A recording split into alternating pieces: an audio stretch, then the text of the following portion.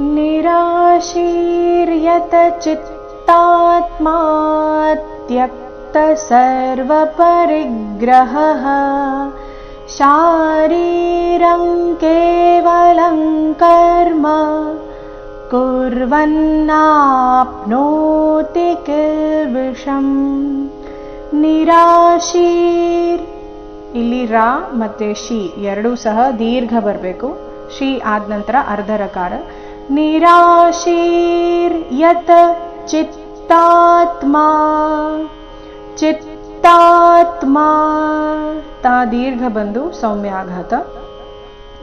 ನಿರಾಶೀರ್ ಯತ್ ಚಿತ್ತಾತ್ಮಾ ತ್ಯಕ್ತ, ತ್ಯಕ್ತ ಸರ್ವ ಪರಿಗ್ರಹಃ, ತ್ಯಕ್ತ ಸರ್ವ ಪರಿಗ್ರಹಃ. ರಿ ಮೇಲೆ ಆಘಾತ ಗಮನಿಸಿ. ಪರಿಗ್ರಹಃ, ಹ ನಂತರ ಬಂದಿರೋ ವಿಸರ್ಗದ ಉಚ್ಚಾರಣೆ ಹ ಅಥವಾ ಹ ಎರಡೂ ಸರಿಯಾಗಿದೆ.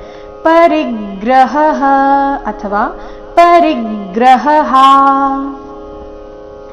ಶಾರೀರಂ ಕೇವಲಂ ಕರ್ಮ, ಶಾರೀರಂ, ಶಾರೀರಂ ಇಲ್ಲಿ ಶಾ ಮತ್ತೆ ರಿ ಎರಡು ದೀರ್ಘ ಬರಬೇಕು. ಶಾರೀರಂ ಅನುಸ್ವಾರದ ಉಚ್ಚಾರಣೆ ಕ ವರ್ಗದ ಅನುನಾಸಿಕ ಂಗ ರೀತಿ.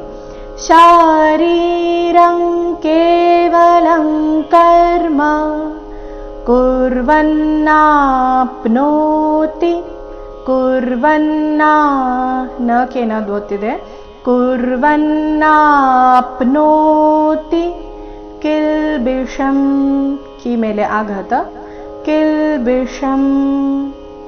ಪೂರ್ತಿ ಶ್ಲೋಕ. ನಿರಾಶೀರ್ಯತ್ ಚಿತ್ತಾತ್ಮಾ ತ್ಯಕ್ತ ಸರ್ವ ಪರಿಗ್ರಹಃ ಶಾರೀರಂ ಕೇವಲಂ ಕರ್ಮ ಕುರ್ವನ್ನಾಪ್ನೋತಿ ಕಿಲ್ಬಿಷಂ.